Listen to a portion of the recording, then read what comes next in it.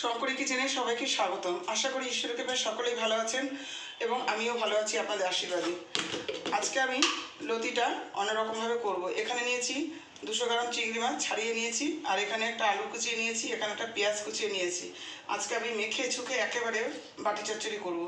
এখানে আমি 1 চামচ হলুদ দিয়ে দিলাম, এখানে আমি 1 চামচ সর্ষের গুঁড়ো দিয়েছি, আর লঙ্কা বেটে নিয়েছি। এবার একসাথে আমি এটা মাখবো ভালো করে। এবার পেঁয়াজটাকে এরকম করে নেব। এখানে আমি 1 চামচ লবণ দিয়ে দিলাম, লবণ আন্দাজ মতন দেবেন। কাঁচা সর্ষের তেল দিয়ে এরকম মাখবো। এই যে চিংড়ি মাছটা, কাঁচা পেঁয়াজ, সর্ষে বাটা, কাঁচা লঙ্কা আমি শিলে বেটে নিয়েছি, ওটা দেখানো হয়নি। আমি যেভাবে করছি আপনারা সেইভাবে করবেন, দেখবেন লতি একঘেয়ে তো ভালো লাগে না, এরকম মেখে ঝুঁকে বসাবেন আর খেতে প্রচণ্ড স্বাদ হবে, এক ভাত খেয়ে নেবেন।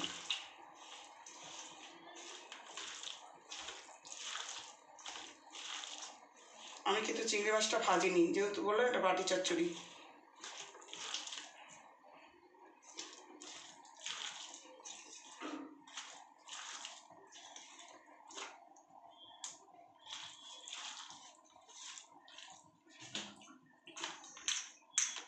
ফ্রাই প্যানটা আমার গরম হয়ে গেছে, এবার আমি এখানে তেল দিয়ে দিলাম।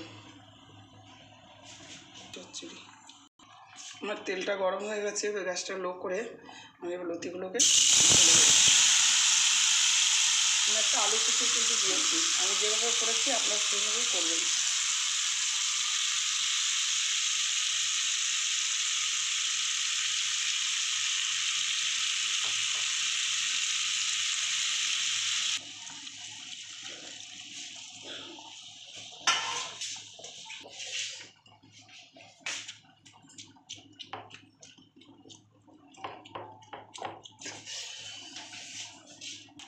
এখানে আমি মাপা জল দিয়ে দিয়েছি, এবার আমি এটাকে ঢাকা দিয়ে দেবো। একদম সহজ পদ্ধতিতে লতির বাটি চচ্চড়ি এরকম।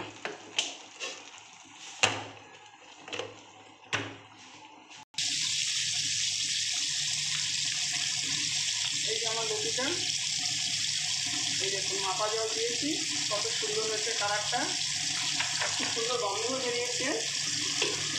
আর লতিও যখন সেদ্ধ হয়ে গেছে, তারপরে জলটা টানবেন, তারপরে নামাবো। পরেরটা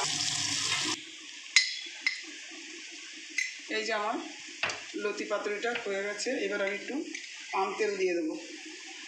লতির মধ্যে একটু আম তেল দেবেন, লতি চিংড়িতে খেতে খুব ভালো লাগবে।